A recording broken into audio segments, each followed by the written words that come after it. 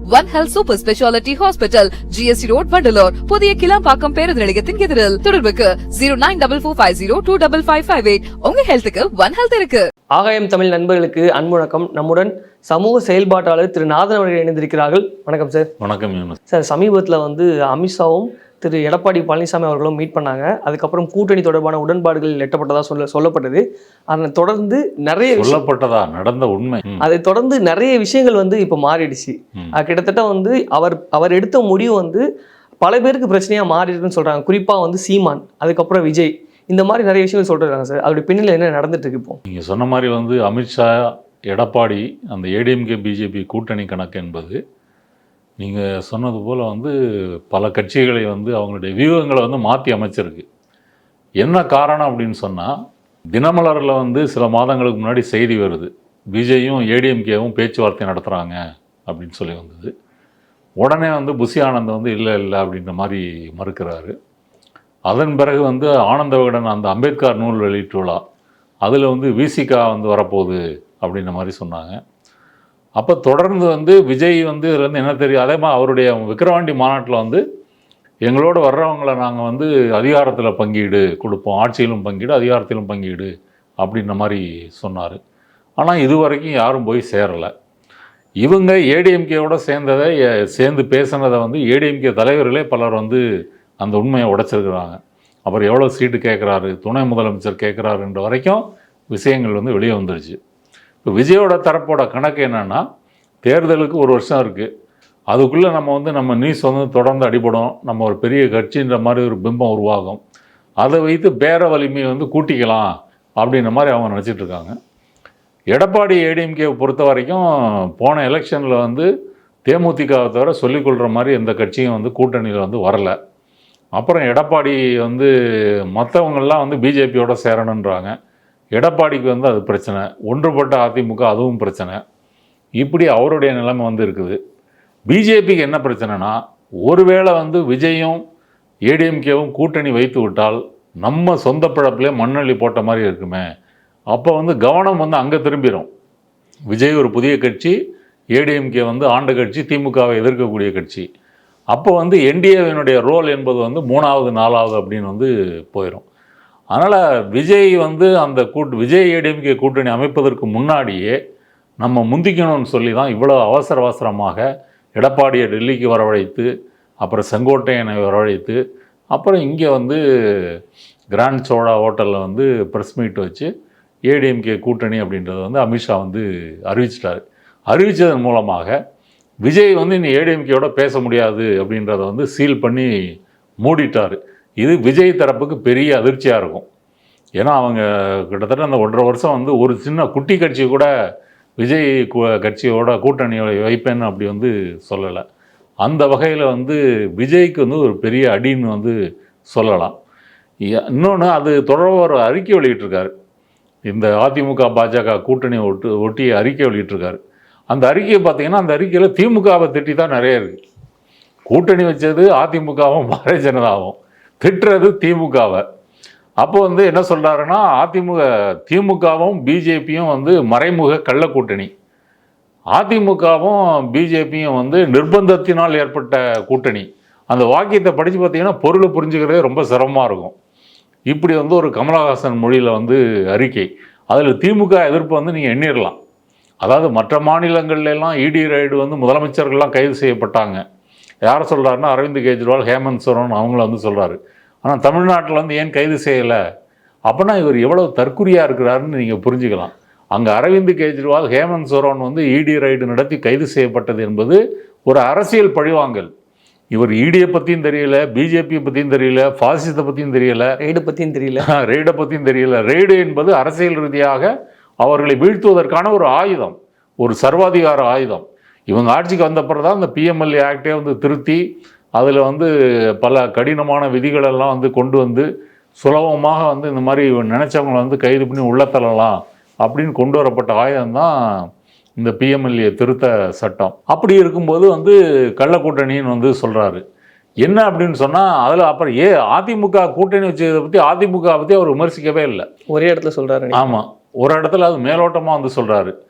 BJP வந்து இந்த மாதிரி வந்து 2 பேரோடையும் கூட்டணி அப்படின்ற மாதிரி வந்து சொல்கிறாரு. 2ஐயும் தமிழக மக்கள் நிராகரிப்பார்கள். இவருக்கு என்ன பயம்னா, நம்மளை வந்து தமிழக மக்கள் நிராகரித்து விடுவார்களோ அப்படின்ற பயம்தான் அந்த அறிக்கையில் வந்து தென்பட்டது. இப்படி தேவையில்லாமல் திமுகவை அந்த அறிக்கையில் இழுக்க வேண்டிய அவசியம் என்ன? அப்போ பயம், நம்ம தனித்து நிற்கணும், முதல் முறையாக தேர்தல். இவங்க வந்து நம்ம நினச்ச ஏடிஎம்கே வந்து பிஜேபியோட போயிட்டாங்க. பிஜேபியோட நம்ம கூட்டணி போனால் அது வந்து என்னது, கொள்கை எதிரின்னு வச்சுருக்கிறோம். இப்போ கொள்கைக்கும் அரசியலுக்கும் வந்து வித்தியாசம் பிரித்து கொள்கை எதிரி அரசியல் எதிரி அப்படின்னு ஒரு பெரிய புது தத்துவ விளக்கம் கொண்டு வந்தவர் விஜய் மட்டுமா தான் இருக்கும். ரெண்டும் வந்து ஒன்று தான், ஒரு நாணயத்தின் இருபக்கம்தான் அப்படின்ற அறிவு கூட வந்து விஜய்க்கோ விஜய் கட்சியினுடைய அந்த ஸ்கிரிப்ட் எழுதுனவங்களுக்கோ வந்து தெரியலை. இதில் வந்து நீங்கள் சொல்கிறது மாதிரி வந்து இந்த கூட்டணி கணக்குகளை வந்து இந்த என்டிஏ கூட்டணி ஏற்பாடு என்பது வந்து கலைத்து போட்டு விட்டது. இப்போ விஜய் போய் அந்த என்டிஏ கூட்டணியில் போய் சேர முடியுமா? சேர்ந்தா வந்து கொள்கை எதிரியோடு வச்சுக்கிட்டாரு அப்படின்னு வந்து சொல்லுவாங்க. இல்லை சார், ஆல்ரெடி அமித்ஷா வந்து விஜய் தன் பக்கம் இழுக்கணுன்ற வேலையை பார்த்துட்டு இருக்காரு அப்படின்னு சொல்லி பல பேர் பேசுறதை பார்க்க முடியுது சார். இல்லை, இழுக்கிறதுன்றதை விட அவர் வந்து நேரடியாக திமுகவை எதிர்த்து பேசுகிறாரு. திமுகவை எதிர்த்து பேசுவதை வந்து பாரதிய ஜனதா வந்து ஊக்குவிக்கிறது. அதன் பொருட்டு தான் அவருக்கு வந்து ஒய்பிரிவு பாதுகாப்பெல்லாம் வந்து வழங்கப்பட்டது. சில பேர் வந்து அவர் வந்து எங்கெங்கெல்லாம் போறாரு வராருன்னு கண்டுபிடிக்கிறார். விஜய் போறாரு வராருன்றதெல்லாம் ஆள் வச்சா பார்க்கணும், அது உலகத்துக்கே தெரியும். இன்றைக்கி கூட அம்பேத்கர் பிறந்தநாள் அன்னைக்கு பனையூர்லேருந்து 9 கிலோமீட்டர் தூரத்தில் உள்ள பாலவாக்கத்தில் போய் அம்பேத்கர் சிலைக்கு வந்து கூட்டமே இல்லாமல் அவரும் புஷி ஆனந்த் வந்து அஞ்சலி செலுத்திட்டு வர்றது வந்து வீடியோலாம் இன்றைக்கி வந்திருக்கு. இப்போ தான் வந்து பனையூர் பண்ணையார் முதலாக அந்த அலுவலகத்தையும் வீட்டை விட்டு வெளியே வந்து ஒரு பொது இடத்துல இருக்கக்கூடிய சிலைக்கு வந்து அம்பேத்கர் சிலைக்கு வந்து மரியாதை செலுத்தியிருக்காங்க. இதுக்கு முன்னாடி பார்த்தீங்கன்னா அவங்க கொள்கை தலைவரெல்லாம் அவங்க அலுவலகத்திலே இருக்கும், ஒரு மார்புல சிலை வச்சு காமராஜராக இருக்கட்டும் பெரியாராக இருக்கட்டும் அங்கேயே வந்து மாலை போட்டுருவாங்க. இப்போ தான் வெளியே வந்திருக்கிறார். அதனால் இப்போ விஜய்க்கு வந்து என்ன செய்கிறதுன்னு தெரியல, எப்படி அரசியல் நடத்துறது அப்படின்னு வந்து தெரியல. இந்த பக்கம் சீமான் இவரை விட தீவிரமாக வந்து பேசுகிறாரு, திமுகவை எதிர்க்கிறத வந்து மிக தீவிரமாக வந்து பேசுகிறாரு. அதிமுகவும் பிஜேபியும் திமுகவை எதிர்ப்பதில் மிக தீவிரமாக பேசுது. ரெண்டாவது பிஜேபி கையில் வந்து இடி என்ற அந்த அஸ்திரம் வந்து இருக்குது, அதை வைத்து அவர்கள் வந்து மிரட்டுவார்கள். இன்னும் என்ன இந்த ஒரு வருஷத்தில் என்னெல்லாம் நடக்கும் அப்படின்றத நம்ம பொறுத்திருந்து பார்க்கலாம். அதனால் இந்த கூட்டணினால் ஏற்பட்ட மிகப்பெரிய இழப்பு என்பது விஜயனுடைய கனவு வந்து அடிபட்டது தான். சிலர் பேசும்போது சொல்கிறாங்க விஜய் வந்து பாமக கூட கூட்டணி தொடர்பாக பேசிகிட்டு இருக்காங்க அப்படின்னு சொல்லி பேசுகிறாங்களே சார், இதெல்லாம் அப்படி பார்க்குறது? பாமகவே அங்கே குடும்ப தகராறில் வந்து அது வந்து ஒரு துக்க வீடு மாதிரி வந்து இருக்குது. அன்புமணி ராமதாஸ் ஒரு பக்கமாகவும் டாக்டர் ராமதாஸ் இன்னொரு பக்கமாகவும் இருக்கிறாங்க. அன்புமணி ராமதாஸ் வந்து ப்ரெஸ் ரிப்போர்ட்டர்கிட்ட கேட்கும்போது இதெல்லாம் அங்கே உட்கட்சி வாரம், நாங்கள் பார்த்துக்குவோம், அதெல்லாம் ஒன்றும் பிரச்சனை இல்லைன்றாரு. இவர் டாக்டர் ராமதாஸ் என்ன சொல்கிறாருன்னா, நான் சொன்னது தான், அன்புமணி ராமதாஸ் வந்து செயல் தலைவர் தான், அவர் தலைவர் கிடையாது. அந்த சித்திரை திருவிழா, பௌர்ணமி திருவிழா, முழு நிலவு திருவிழா இருக்கு இல்லையா, அதுக்கான ஏற்பாடுகள் அவர் வந்து செய்யட்டும், ஆனால் அவர் செயல் தலைவர் தான் அப்படின்றத அவர் வந்து சொல்கிறாரு. அதனால் வந்து இப்போ பாமக வந்து விஜய் கூட்டணியோடு வந்து சேருது அப்படின்றத விட டாக்டர் ராமதாஸை பொறுத்த வரைக்கும் நேரடியாக ஏடிஎம்கே கூட கூட்டணி வச்சுக்கிறது தான் அவர் சென்ற பாராளுமன்ற தேர்தலையே விரும்பினார். அவருக்கு பிஜேபி பக்கம் போகிறதுக்கு விருப்பம் இல்லை. அன்புமணி ராமதாஸை பொறுத்த வரைக்கும் பிஜேபியோட சேரணுன்றதான் அவருடைய விருப்பம். ஆனால் அப்படி சேர்ந்து வந்து ஒன்றும் வெற்றி பெற முடியல. சௌமியா அன்புமணியை நிறுத்தி கொஞ்சம் ஒரு டஃப் ஃபைட்டு கொடுத்தாங்களே தவிர ஒரு கேண்டிடேட் கூட வந்து வெல்ல முடியலை. அப்போ வந்து தன்னுடைய மகன் வந்து தவறான முடிவுகள் எடுத்து தான் நம்ம வாக்கு வங்கி இழந்துகிட்ருக்கோம் அப்படின்ற மாதிரி ராமதாஸுக்கு வந்து ஒரு கருத்து இருக்குது. இப்போ அவங்களுக்குள்ளே 1008 பஞ்சாயத்து ஓடிட்டு இருக்கும்போது இன்னொரு இதோட கூட்டணின்றது வந்து கொஞ்ச நாள் பொறுத்திருந்து தான் பார்க்கணும். சீமானும் வந்து அமித்ஷாவை பார்த்து பேச்சுவார்த்தை நடத்துகிறாருன்னு ஒரு பேச்சு அடிபட்டு இருக்கு சார். அவர் வந்து நிர்மலா சீதாராமனை பார்த்தாங்க அப்படின்ற மாதிரி ஒரு செய்தி வந்துச்சு. இப்போ அமித்ஷா வந்து சீமானே பார்க்கணுன்னு அவசியம் இல்லை. இன்றைக்கி கூட பார்த்திங்கன்னா இந்த வக்பு சட்ட திருத்தம் இருக்கு இல்லையா, அதை எதிர்த்து வந்து நாத்தாக்கா வந்து ஒரு போராட்டம் வந்து பண்ணியிருக்கு. சீமான்லாம் கலந்துருக்கார் வள்ளூர் கூடத்தில். போராட்டம் முடிச்சுட்டு வந்து ஒரு ட்வீட் போடுறார். என்னென்னா, இந்த மாதிரி எனது ஆருயிர் மாமா நயினார் நாகேந்திரன் அவர்கள் பாரதிய ஜனதா மாநில தலைவராக தெரிவு செய்யப்பட்டிருக்கிறார், அவருக்கு வாழ்த்துக்கள்னு வந்து சொல்கிறாரு. அப்போ நீ காலையில் நடத்தின போராட்டம் யாரை எதிர்த்து? பிஜேபி எதிர்த்து. இங்கே வந்து பிஜேபி புதிய தலைவருக்கு வாழ்த்துன்னா அந்த வாழ்த்தோடு இது 2 பேரும் சேர்த்து போட வேண்டியதானே? மாமா தயவு செய்து இந்த வக்போர்டு அந்த சட்ட திருத்தத்தை வந்து நீங்கள் சொல்லி நீங்கள் மோடிஜிகிட்ட சொல்லி வந்து எடுத்துருங்க, ரத்து பண்ண சொல்லுங்கள் அப்படின்னு சொல்ல வேண்டியதானே. இதெல்லாம் என்ன வாழ்த்து, என்ன போராட்டம், ஒன்றுமே புரியலை. சீமானுடைய பிரச்சனை என்னென்னா, அவர் முன்னாடி 3 பாதை இருக்குது. ஒன்று வந்து ஏன் வழி தனி வழின்னு ஒரு பாதை. 2வது பாதை வந்து அதிமுக அப்புறம் பாரதிய ஜனதா கூட்டணியோடு போய் சேர்றது, இது 2வது பாதை. 3வது பாதை வந்து விஜயோட கூட்டணி அமைத்து போராடுது. இந்த 3 பாதை இருக்குது. இந்த 3 பாதையிலையுமே என்னென்னா, 3 பாதையிலையுமே பிஸ்னஸ் இருக்குது. நீங்கள் திருச்சி சூர்யா வந்து பல நேர்காணல்கள் வந்து சொல்லியிருக்காரு. அதாவது சென்ற பாராளுமன்ற தேர்தலில் பிஜேபி வந்து 75 கோடி ரூபாய் வந்து சீமானுக்கு கொடுத்ததா வந்து அவர் சொல்கிறாரு. அப்போ அவர்கிட்ட ஆதாரம் என்ன அப்படின்னு கேட்க போனால் சூர்யா என்ன சொல்கிறாருன்னா, இது அண்ணாமலையே என்கிட்ட நேரடியாக சொன்னார் அப்படின்ற மாதிரி சொல்கிறார். அப்போ எதற்கு அவர்கள் வந்து காசு கொடுக்கணும்? அப்போ இதற்கு முன்னாடி வந்து சீமான் வந்து தேர்தல்களில் நின்னதெல்லாம் நமக்கு சந்தேகத்தை ஏற்படுத்துது. என்ன சந்தேகம்னா, எங்கே ஆளை இறக்கி ஓட்டை பிரிக்கணும், எங்கே வந்து வீக்கான கேண்டிடேட் போடணும், எங்கே ஸ்ட்ராங்கான கேண்டிடேட் போடணும், எங்கே வந்து எந்த சமூகத்தினரை வந்து ஓட்டு போட்டு பிரிக்கணும், இப்படி வந்து பல கணக்குகள் ஏற்படுத்தி தான் வந்து வேட்பாளர்களை வந்து அவர் போட்டிருக்கிறார். உலகத்திலேயே தேர்தலில் தோல்வி ஏற்பதை மூலமாக நிறைய சம்பாதிக்க முடியும் அப்படின்னு நிரூபித்த கட்சி நாம் தமிழர் கட்சி. அப்படி அது மேலே வந்து பல அலகேஷன்ஸ் வந்து இருக்குது. அப்படி இருக்கும்போது இந்த 3 பாதையில் அவர் எந்த பாதைக்கு போகிறாரு? ஒன்று, அது பிஜேபி தீர்மானிக்கிறதாங்க.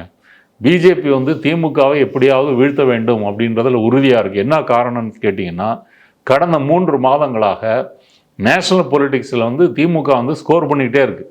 இப்போ கடைசியாக வந்து ஆளுநருக்கு எதிராக வந்த தீர்ப்பாக இருக்கட்டும், இப்போ அந்த தீர்ப்புக்கு வந்து ரிவ்யூ பெட்டிஷன் போட போகிறேன் அப்படின்னு சொல்லி ஒன்றிய அரசு வந்து சொல்லியிருக்கிறதா இன்றைக்கி ஊடகங்களில் செய்தி வந்திருக்கு.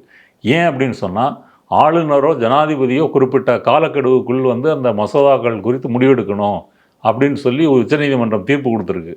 இது வந்து தங்களுடைய அதிகாரங்களை வந்து எடுத்துக்கொண்டு மாநிலங்களுக்கு அதிகாரம் பெற்றது மாதிரி ஆயிருன்னு சொல்லி அவங்க அதை பேசிகிட்டு இருக்காங்க. அப்போ தேசிய ஊடகங்கள், இங்கிலீஷ் மீடியா, ஹிந்தி மீடியா ஃபுல்லாக இதுதான் வந்து நியூஸு. அதுக்கு முன்னாடி டீலிமிட்டேஷனுக்கு இங்கே வந்து ஒரிசாவிலேருந்து வந்தாங்க, பஞ்சாபில் முதல்வர் வந்தார், அப்புறம் இங்கே சிவகுமார் வந்தார் கர்நாடகாவிலேருந்து, பினராயி விஜயன் கேரளாவிலேருந்து வந்தார்.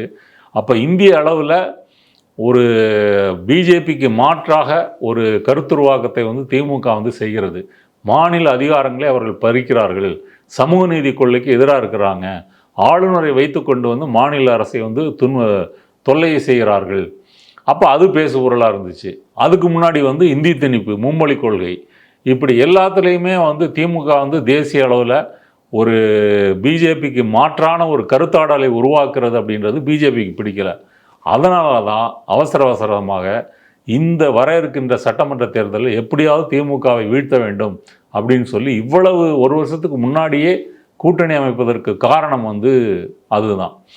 அப்படி இருக்கும்போது வந்து பிஜேபி நினைத்தால் சீமானை கூட இந்த கூட்டணிக்கு வந்து வரவழைக்க முடியும்னு நான் சொல்கிறேன். இது அதாவது இந்த என்டிஏ ஏடிஎம்கே கூட்டணி இருக்கு இல்லையா, அதில் பிஜேபி நினச்சா, ஏன் அப்படின்னு சொன்னால், திமுகவை எப்படியாவது வீழ்த்தணும் அப்படின்றது இவங்க 3 பேருக்கும் ஒரே கருத்து தான். விஜயும் சேர்த்திங்கன்னா 4 பேருக்கும் ஒரே கருத்து தான். இவங்க 3 பேரும் வந்து அதிகம் பேசுவது திமுகவை மட்டும்தான். இப்போ ஏடிஎம்கே கூட எடுத்துக்கோங்க, இப்போ வக்வாரிய சட்டம் இருக்குது, இப்போ சிஏஏ இருக்குது, பல சட்டங்கள் இருக்குது. இப்போ நீ கூட்டணி வச்சுருக்கிறிய, இதுக்கு முன்னாடி என்ன பேச்செல்லாம் நீ பேசின, இப்போ அதுக்கெல்லாம் வந்து நீ பரிகாரம் தேடுவியா, இல்லை இதெல்லாம் நீ ரத்து பண்ணணும்னு சொல்லி கூட்டணி ஒப்பந்தத்தில் வந்து கேட்பியா அப்படின்னு கேட்டால் வந்து அதுக்கெல்லாம் என்ன பதில் இருக்குது எடப்பாடிக்கிட்ட? ஒன்றும் இல்லை.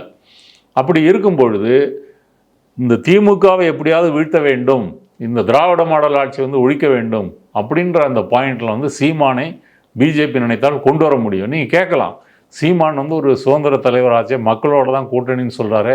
இன்றைக்கி கூட தினத்தந்தியில் அப்படி ஒரு செய்தி வந்திருக்கு. எத்தனை முறை இந்த கேள்வியை கேட்பீங்க? நான் தனித்து தான் போட்டி, மக்களோட தான் கூட்டணி, வேணா வந்து ட்ரம்போட கூட்டணின்னு போட்டுங்க அப்படின்ற மாதிரி அவர் வந்து சொல்கிறாரு.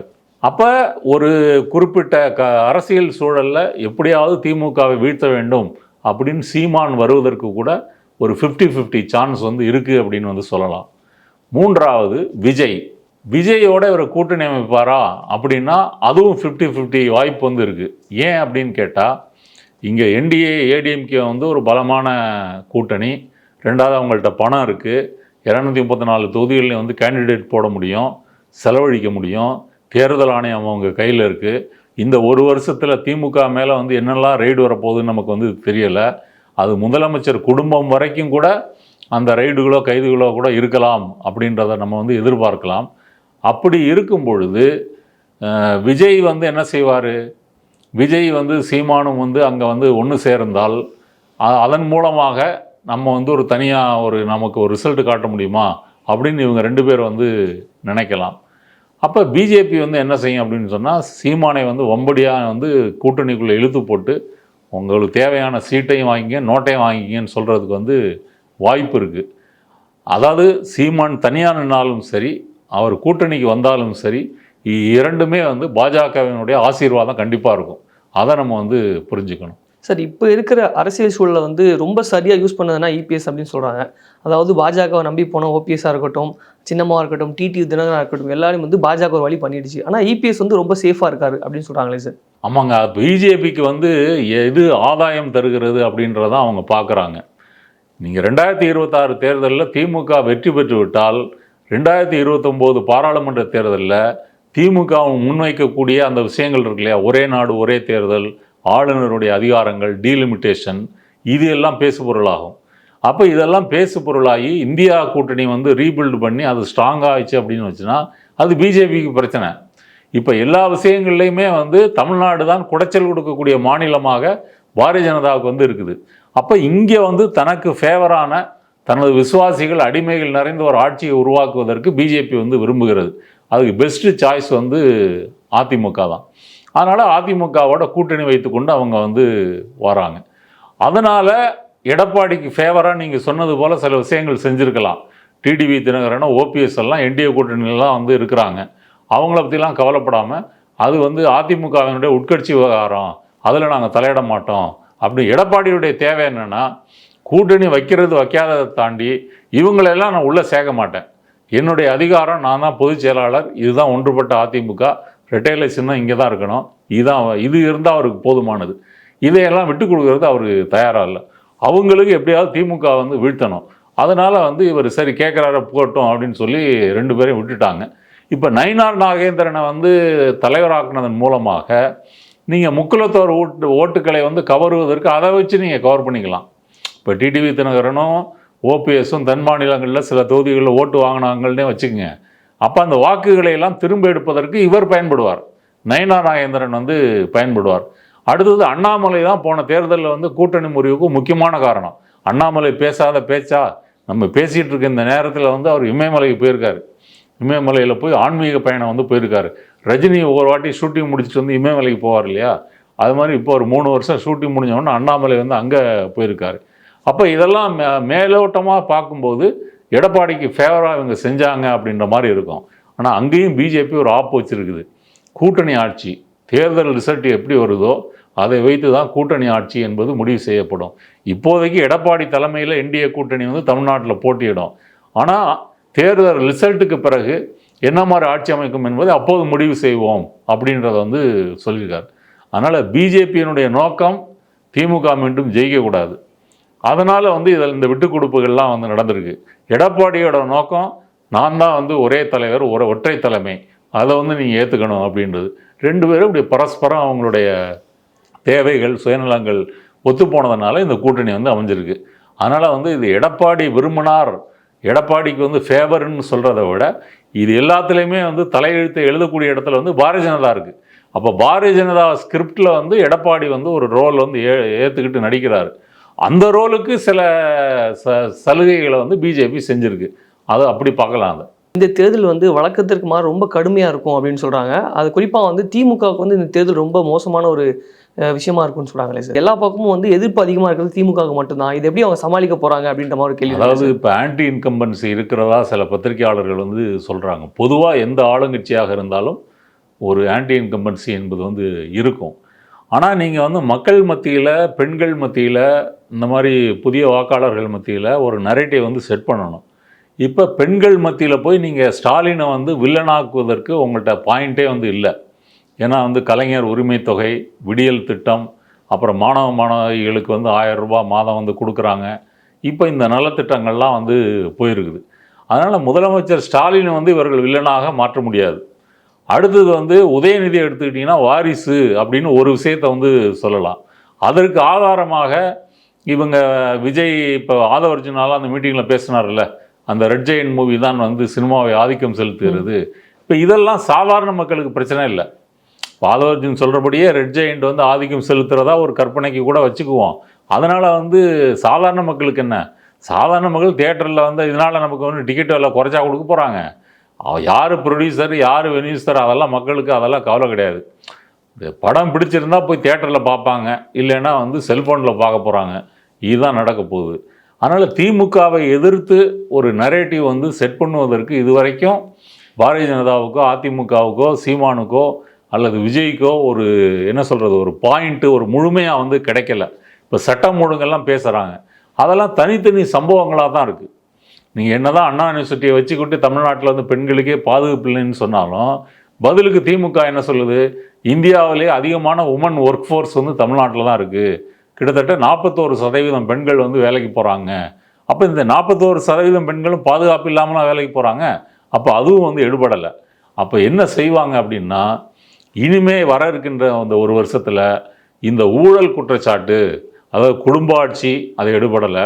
அப்புறம் வந்து ஸ்டாலினை எதிர்த்து ஒரு வில்லனாக காட்ட முயற்சிக்கிறது அதுவும் எடுபடலை. மிச்சம் இருக்கிறது வந்து ஊழல் தான்.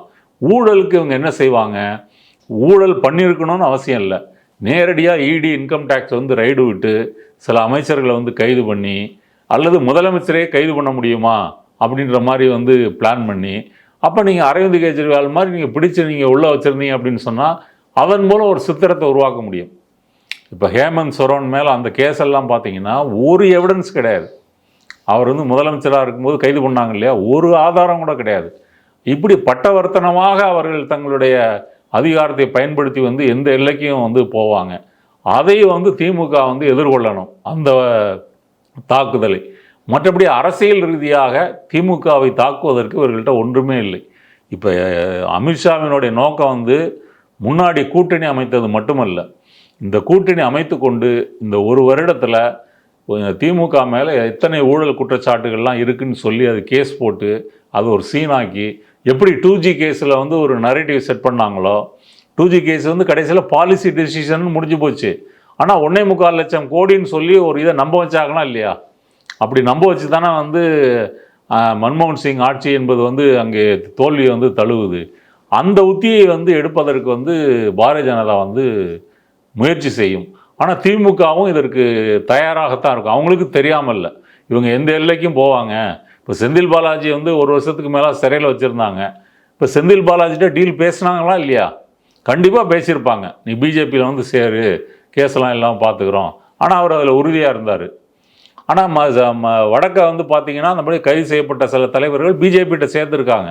இப்போ இவர் ஷிண்டேவாக இருக்கட்டும், அஜித் பவாராக இருக்கட்டும், இவங்க மேலெல்லாம் இடி கேஸ் வந்து இருக்குது. அதை சொல்லி தானே அவங்க வந்து அப்படி அவங்க கூட்டணிக்கு வந்து சேர்த்துருக்காங்க.